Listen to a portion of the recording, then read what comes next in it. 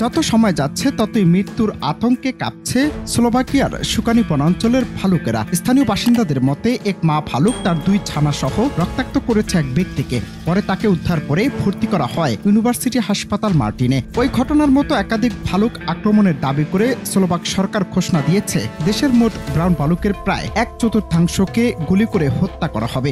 সরকারের এমন সিদ্ধান্তে হচ্ছে নানা আলোচনার সমালোচনা। শুধু তাই নয়, সতর্কতা হিসেবে এলাকা জুড়ে বসিয়েছে নজরদারি ক্যামেরা।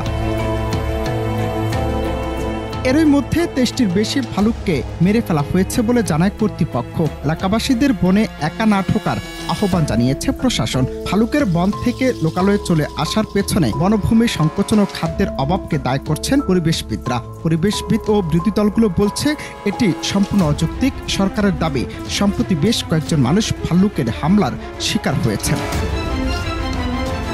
স্লোভাকিয়ার পুলিশ বলছে গত রোববার রাতে মধ্য স্লোভাকিয়ার ডেটবা শহরের কাছে একটি বনে এক ব্যক্তির লাশ পাওয়া গেছে। তিনি ভাল্লুকের আক্রমণে মারা গেছেন। ময়নাতদন্তে দেখা গেছে তার শরীরে ভাল্লুকের আক্রমণের ক্ষত রয়েছে এবং সম্প্রতি একটি ভাইরাল হওয়া ভিডিওতে নিকটবর্তী লেটবস্কি মিকুলাস শহরের দিনের আলোতে একটি ভাল্লুককে দৌড়াতে দেখা যায়। ভাল্লুকটি গাড়ির পাশ দিয়ে দৌড়ে যাচ্ছে এবং ফুটপাতে থাকা মানুষদের দিকে ঝাঁপিয়ে পড়ছে।